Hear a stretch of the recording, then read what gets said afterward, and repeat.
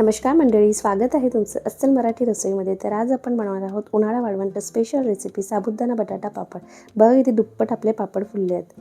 तर मी ही रेसिपी अगदी सोप्या पद्धतीने आणि अचूक प्रमाणात सांगणार आहे. तर नवीन असाल तरी काळजी करू नका, तुमचे पापड एकदम 100% परफेक्ट होईल.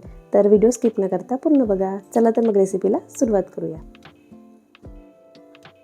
तर सर्वात आधी मी या वाटीने 3 वाटी साबुदाणा रात्रभर पाण्यात भिजत ठेवलेला. नंतर मी इथे 5 बटाटे घेतले आहेत, ते छान सोलून घेतलेले आहेत आणि स्वच्छ पाण्याने धुवून घेतले आहेत. आता आपल्याला बटाट्याला किसून घ्यायचं आहे, पण आपल्याला पाण्यामध्येच किसून घ्यायचं आहे, म्हणजे ते आपले बटाटे काळे पडणार नाही. तशी तरी रेसिपी खूप सोपी आहे, पण माप बरोबर असणं खूप महत्त्वाचं आहे, नाहीतर आपले पापड नीट होत नाही. आणि उन्हाळ्यात असे पापड करून ठेवले की आपल्याला वर्षभर आरामात खाता येतं. लहान मुलंसुद्धा आवडीने खातात, कारण की खूप कुरकुरीत आणि चविष्ट लागतात ते पापड.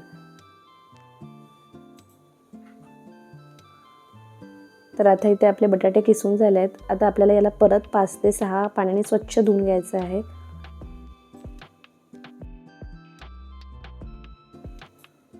तर बघा आपल्याला अशा प्रकारे स्वच्छ बटाटे धुवून घ्यायचे आहे.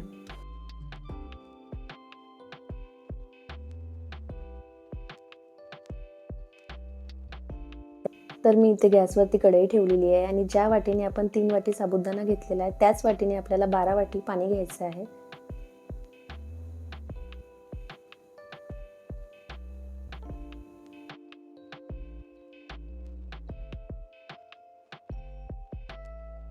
पाणी थोडं गरम झालं की आपल्याला यामध्ये साबुदाणा घालून घ्यायचा आहे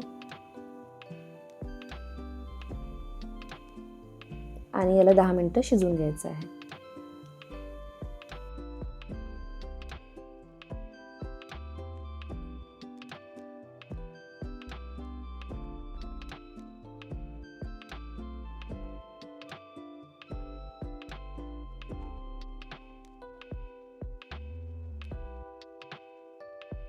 आपला साबुदाणा 10 मिनिटं शिजवून झाला की आपल्याला त्यामध्ये चवीनुसार जिरं, तिखट, मीठ घालून घ्यायचं आहे.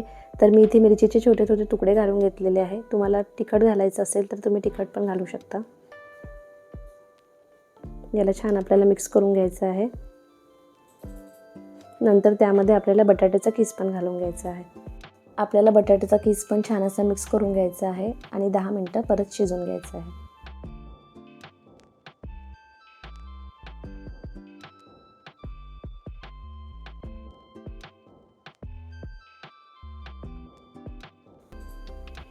तर बघा कन्सिस्टन्सी आपल्याला अशी पाहिजे आहे पापडची. आता आपल्याला 10 मिनिटं शिजवून घ्यायचं आहे. बघा 10 मिनिटं झाले आणि छान उकळी आलेली आहे आपल्या मिश्रणाला. तर आता आपल्याला गॅस बंद करून याला 15 ते 20 मिनिट छान थंड होऊ द्यायचं आहे. मिश्रण आपलं थोडं गार झालं की आपल्याला आता याचे पडी पापड बनवून घ्यायचे आहेत. तर मी पॉलिथिनला छान थोडं तेल लावलेलं. त्यानंतर आपल्याला हे पापड छोटं छोटं मिश्रण घेऊन आपल्याला हे पापड पसरून घ्यायचे आहेत. तर बघा अशा प्रकारे जास्ती आपल्याला प्रेस नाही करायचं आहे, हलक्या हाताने पापड पसरून घ्यायचे आहेत. आणि जास्ती जाडसर पापड नका ठेवू, मीडियम पातळ पापड ठेवा, म्हणजे छान कुरकुरीत होतात. तर बघा इथे आपले पापड छान असे बनवून झाले आहेत. याला आपल्याला आता छान 2-3 दिवस उन्हामध्ये ठेवून घ्यायचे आहेत, म्हणजे छान वाढतील आपले पापड. तर तुम्ही साबुदाणा बटाटे पापड अशा प्रकारे करून बघा आणि कमेंटमध्ये तुमचा अनुभव सांगा. आणि आजची रेसिपी तुम्हाला आवडली असेल तर लाईक करा, शेअर करा आणि अजूनही चॅनलला सबस्क्राईब केलं नसेल तर चॅनलला सबस्क्राईब करा. चला तर मग परत भेटूया अशाच एका नवीन रेसिपीसोबत. धन्यवाद.